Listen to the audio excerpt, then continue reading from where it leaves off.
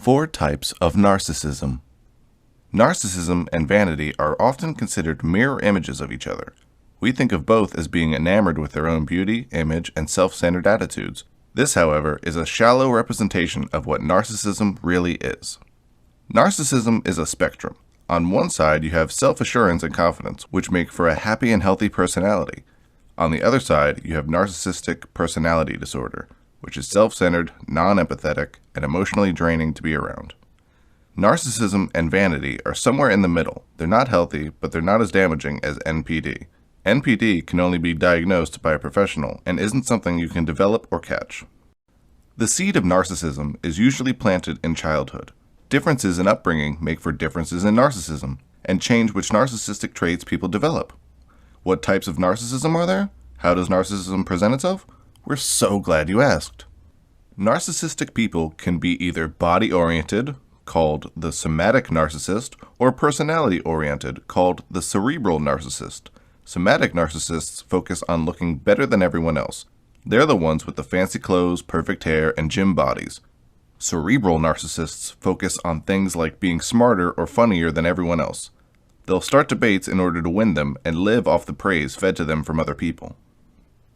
On top of this body-mind division, there are also 4 main ways narcissism can present itself.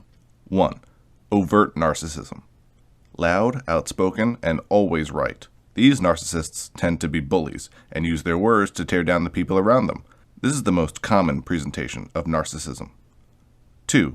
Covert narcissism. Sneaky, like snakes in the grass. You might not even recognize this person as a narcissist. They pretend to be kind and gentle when in reality, they're manipulative and cold, feeding off the people closest to them. They use people as a means to an end, to gain money, power, fame, whatever they want.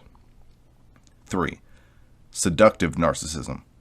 We don't mean seductive like high heels and fishnets. These narcissists tend to praise and idolize people close to them in order to get the same response back. They sucker people in with admiration and compliments, then drop you with no warning. By playing hot and cold, they keep you on the hook and get their ego constantly fed. 4. Vindictive narcissism. These people aim, shoot, and destroy. They're the most dangerous of all the narcissists, and might be confused with the overt narcissist because of how outspoken they are.